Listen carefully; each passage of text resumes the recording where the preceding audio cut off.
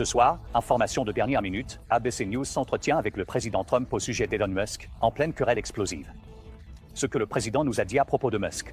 Également ce soir, de violentes tempêtes et une menace de tornade en ce moment, plusieurs États concernés, le Sud, le Nord-Est, la situation à l'aéroport de LaGuardia à New York et à Boston ce soir. Lee Goldberg est avec nous. Pour commencer ce soir, le président Trump s'est exprimé auprès d'ABC News à propos d'Elon Musk, affirmant que Musk a perdu la tête. Ce que le président a révélé est ce qu'il vient tout juste de dire à propos d'éventuels projets de discussion avec Musk. Jonathan Karl est en attente. Également, alors que nous prenons l'antenne ce soir, les menaces de tornades et d'inondations. Des tornades ont déjà été signalées dans plusieurs États. Les tempêtes se déplacent vers le nord-est. À Boston, d'énormes arbres sont tombés. Et les images qui nous parviennent en ce moment de l'aéroport de LaGuardia. Des avions alignés à perte de vue. Le sol s'arrête. Les tempêtes ce soir et tout au long du week-end. Lee Goldberg est prêt avec les prévisions météo. ABC News, le premier à rapporter l'information en fin de journée. Le migrant expulsé Kilmar Abrego Garcia est désormais de retour sur le sol américain. Retour du Salvador, plusieurs mois après que la Maison-Blanche a reconnu qu'il s'agissait d'une erreur administrative de l'avoir expulsé. Mais ce retour s'accompagne d'un tournant majeur dans cette affaire, les accusations auxquelles il doit désormais faire face ici, aux États-Unis. La Russie attaque l'Ukraine, affirmant qu'il s'agit de représailles contre ces drones ukrainiens qui ont frappé en plein cœur du territoire russe. Martha Radat se trouve ce soir en Ukraine alors que les missiles tombent, et ce soir, son interview exclusive avec le président Zelensky. Zelensky révèle que ce sont des chauffeurs russes qui, sans le savoir, ont conduit ces drones au plus profond de la Russie. Et ce qu'il a encore confié à Martha. Ce soir, un passager américain raconte l'horreur vécue alors que des touristes se retrouvent piégés dans un ferry bondé qui a chaviré. Le bateau de tourisme se remplit d'eau, les passagers sautent pour sauver leur vie, brisant les vitres pour s'échapper. Une information de dernière minute vient de tomber. De retour aux États-Unis, l'ancien shérif, un meurtrier condamné en cavale, qui s'est évadé avec un uniforme de fortune, est l'endroit où il vient d'être retrouvé, ce que nous avons appris. Également, le père fugitif, que les autorités accusent d'avoir tué ces 3 jeunes filles. Ce soir, la chasse à l'homme s'intensifie pour le retrouver. Et ce qu'ils disent désormais aux membres de la communauté. À l'étranger ce soir, les héros américains en Normandie. Nous nous souvenons du jour J et de ce qu'ils nous ont dit sur les plages de Normandie, ainsi que de notre promesse. Et suspendu à un fil, il réalise ses propres cascades à couper le souffle depuis des années. Ce soir, Tom Cruise vient d'établir un nouveau record du monde. Vous allez le voir ici même.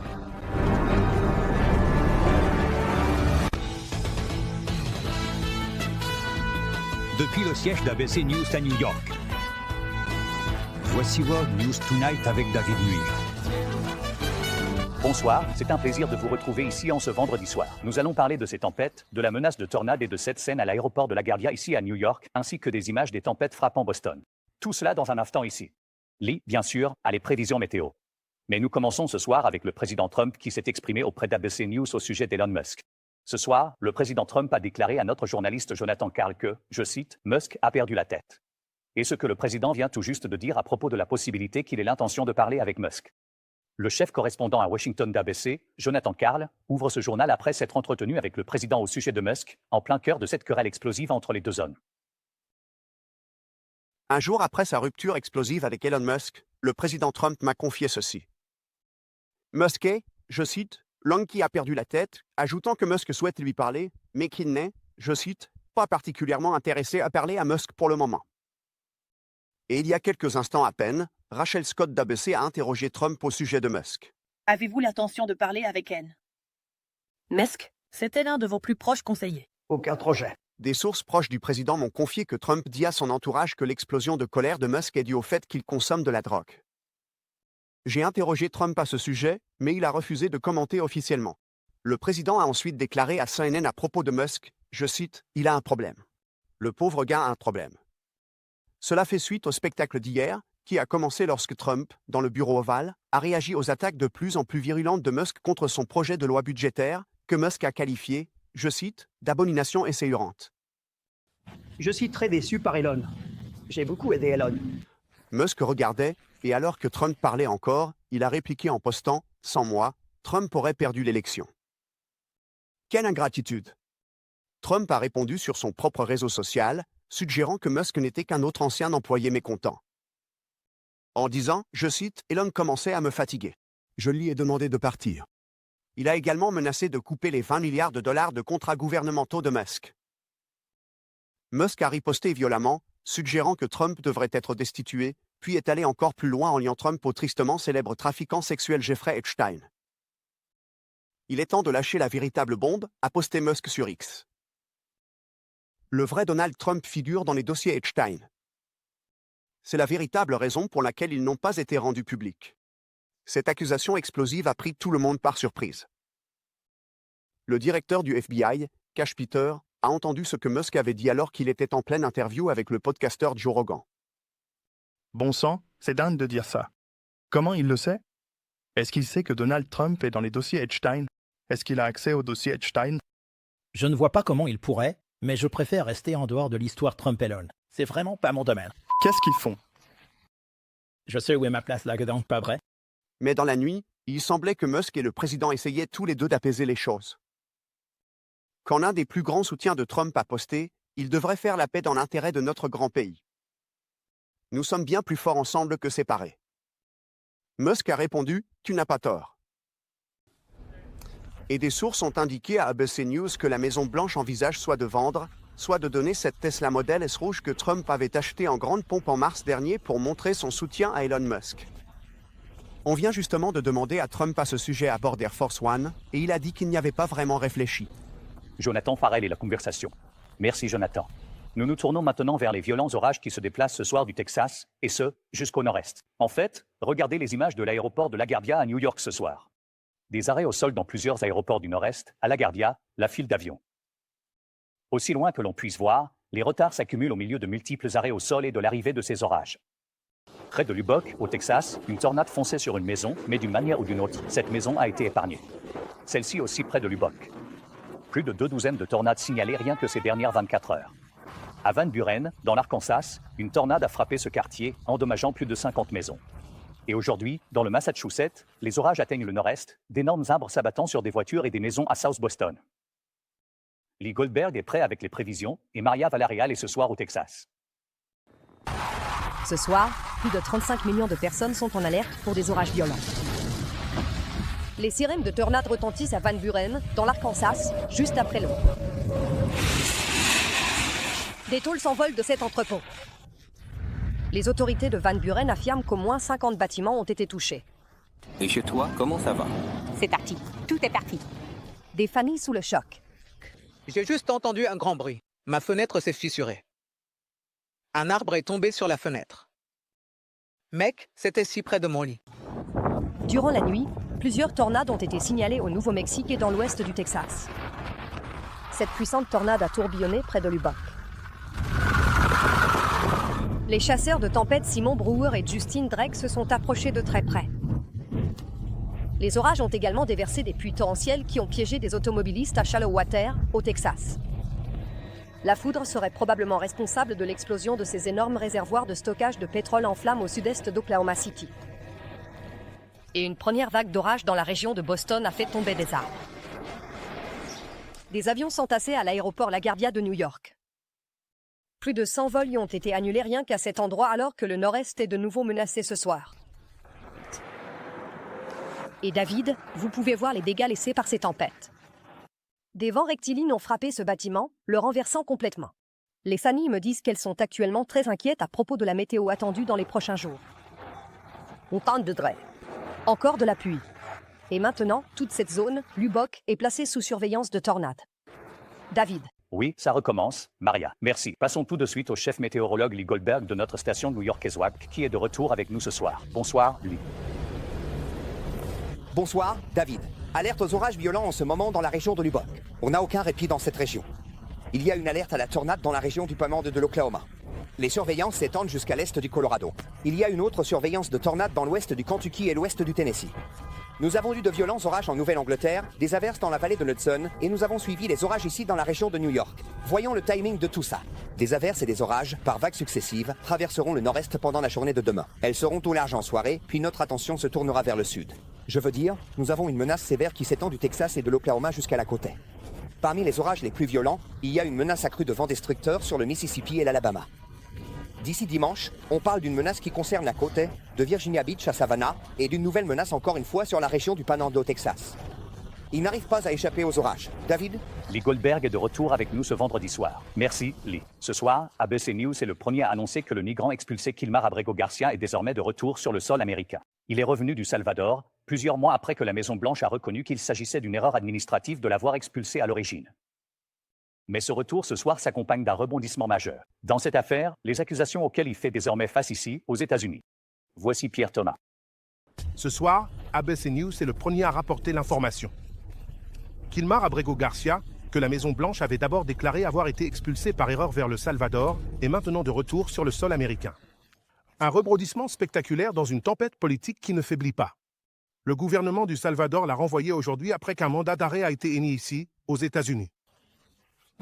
Cet homme a un passé horrible et je peux comprendre qu'une décision ait été prise.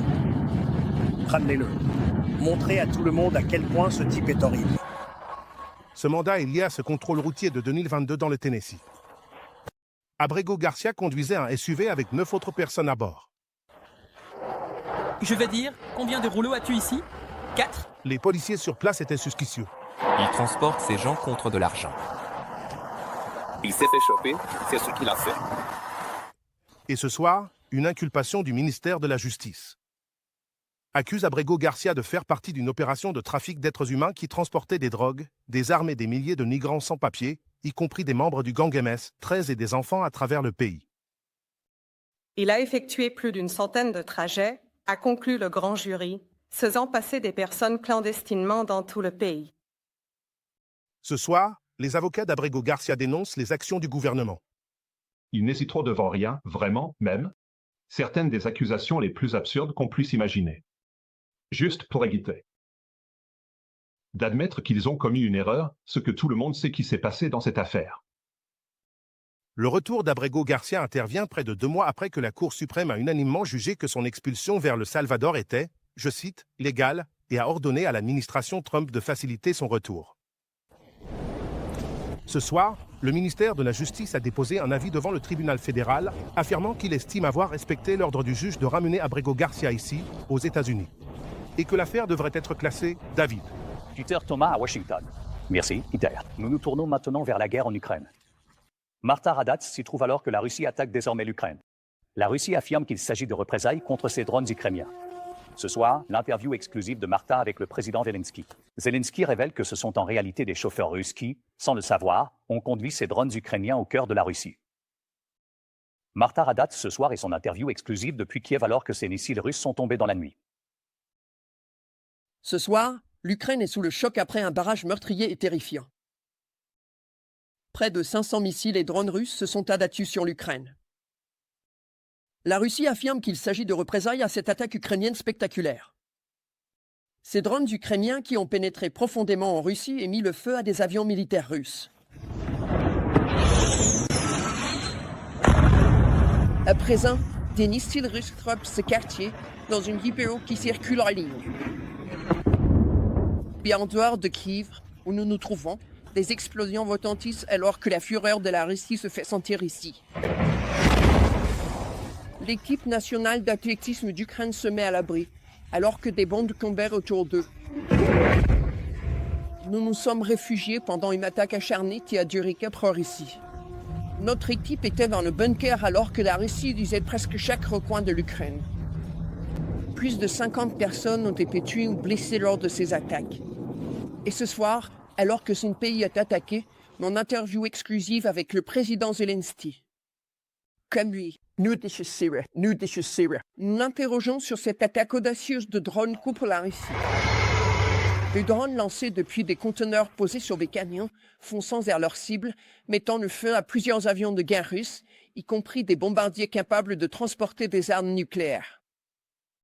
Zelensky m'a confié qu'il a fallu 1 an et demi pour planifier l'opération, puis il a fait cette révélation stupéfiante. Les Russes ont, sans le savoir, livré ces drones à leurs emplacements. Vous aviez des chauffeurs russes qui n'avaient aucune idée? Ils ne savaient pas. Les chauffeurs ne savaient pas ce qu'ils faisaient. Eux, ils faisaient simplement leur travail. Et 3 ans après le début de cette guerre sanglante, nous avons demandé aux dirigeants ukrainiens de réagir à ce commentaire du président Trump qui compare la situation à 2 enfants qui se battent dans un parc. Parfois, on voit deux jeunes enfants se battre comme des fous. Ils se détestent et ils se battent dans un parc. Et quand on essaie de les séparer, ils ne veulent pas être séparés. Parfois, il vaut mieux les laisser se battre un moment, puis les séparer ensuite. Pensez-vous que le président comprend vraiment la situation quand il dit des choses comme « ce sont deux enfants qui se battent » Le président Trump, ce n'est pas ça. Ce n'est pas une question de président Trump, n'a dit Zelensky.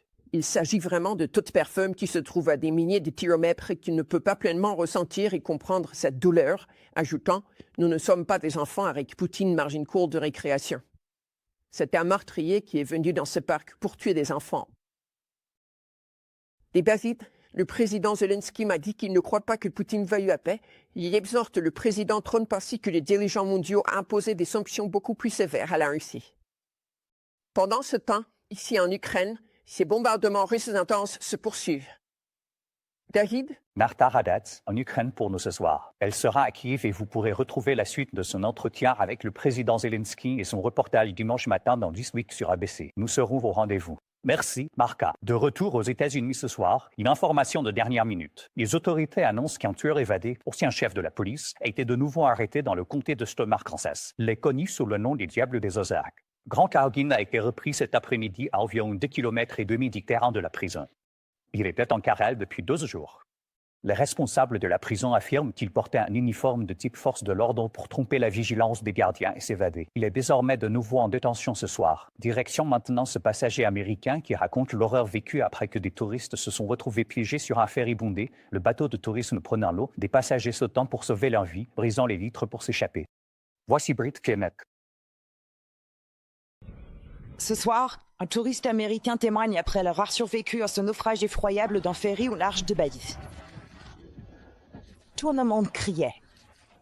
Lauren fêtait son anniversaire quand le ferry a soudainement été frappé par une grosse vague. Tout le monde s'est mis à hurler.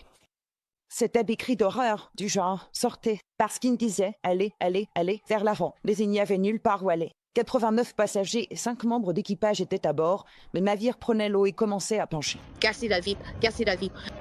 Lauren a donné des coups de pied dans la fenêtre, brisant la vitre pour s'échapper. Les passagers s'accrochaient désespérément au ferry retourné, frappés par les vagues. Les gens se jetaient, sautaient simplement sur l'autre bateau. Tous ont survécu, selon les autorités indonésiennes, qui ont envoyé des plongeurs pour s'assurer que personne n'était piégé. Et Basid, cette passagère, Lauren, raconte que parmi ceux qui tentaient de s'échapper, il y avait des personnes avec des bébés et des personnes âgées. Basid? C'est extraordinaire, Britt. Ce soir, une information vient de tomber. Une fusillade dans une école que les autorités disent avoir déjouée. Elle était prévue lors d'une remise de diplôme au lycée. Plus d'informations dans un instant. Des nouvelles sur ce père en fuite, accusé d'avoir tué ses 3 filles. Voici ce qu'ils avertissent à la communauté. Je réalise lui-même ces cascades spectaculaires depuis des années. Tom Cruise établit un record du boom ce soir. C'est le cinéma. Vous allez voir la vraie chose ici dans un instant. Ce soir, les autorités de Pontiac, Michigan, affirment avoir déjoué un projet de fusillade lors d'une remise de diplôme au lycée. Des adjoints ont été appelés sur les lieux d'une bagarre à l'extérieur de la cérémonie, puis ont reçu un renseignement sur place. Une fouille a permis de découvrir 2 armes à feu chargées avec des chargeurs grande capacité. 2 suspects ont été identifiés. Un jeune homme de 19 ans a été arrêté. Un autre de 20 ans est toujours en fuite ce soir. Aucun des 2 n'était élève dans l'établissement. Ce soir, les autorités lancent un nouvel avertissement dans leur chasse à l'homme pour retrouver un père accusé d'avoir tué ses 3 jeunes filles dans une île rurale de l'État de Washington. La police a diffusé une nouvelle photo de Travis Baker, un ancien militaire. Les corps de ces filles ont été retrouvés près d'un terrain de camping dans le comté de Sheila. Les habitants de la région sont désormais invités à verrouiller toutes les portes, fenêtres et olives. À notre retour ce soir, les héros américains de retour en Normandie, et nous irons sur place également. Et Tom Cruise qui entre ce soir dans le livre des records, et vous allez le voir. Dans l'index, Tom Cruise fait son entrée ce soir dans le livre Guinness des records. 3, 2, 1, 0. C'est pour son nouveau film, Mission Impossible, la révélation finale. Il a établi un record pour les sauts en parachute en feu. Il saute de l'hélicoptère, déploie le parachute et y met le feu. Et au fait, il y a ces 16 fois. C'est pour ça que c'est Tom Cruise. À notre retour ici, l'image émouvante en Normandie. Vous devez absolument voir ça ce soir. Le héros de la Seconde Guerre mondiale est son unique souhait pour tous ceux qui nous écoutent à la maison, ce qu'il nous a confié dans un instant. Enfin ce soir, les héros de Normandie. Le lever du soleil en Normandie aujourd'hui, 81 ans après le débarquement. Les héros américains rassemblés là-bas pour commémorer cette journée. Ces jeunes hommes courageux qui allaient prendre d'assaut les plages de Normandie et changer le cours de la Seconde Guerre mondiale et du monde. Il y a un an, lors du 80e anniversaire, nous avions promis de rencontrer des héros américains de la Seconde Guerre mondiale que nous suivons depuis des années sur Utah Beach et nous n'oublierons jamais le moment où nous les avons vus. Messieurs. Bonjour. Salut, ça va? Content de vous revoir. Ravi de vous voir. Et nous nous souvenons de ce qui nous envie. C'est au chef Irving Walker. Irving, pourquoi était-ce si important pour vous de revenir ici? C'était tellement important pour moi de faire comprendre aux gens que la liberté n'est pas gratuite. Je remercie Dieu chaque jour d'être en vie et en bonne santé, et les gens doivent le savoir. Les gens doivent le savoir.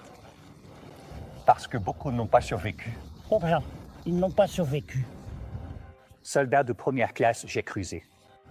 Vous pensez que si les gens se souviennent des sacrifices qui ont été faits ici, cela pourrait vraiment rassembler notre pays de retour chez nous?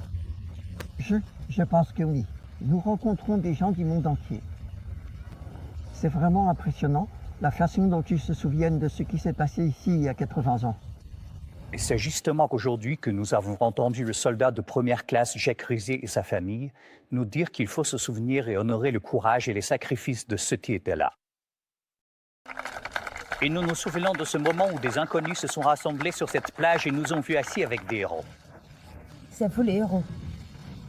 Merci. Merci. Oh, merci. Ces inconnus faisaient la queue pour dire merci.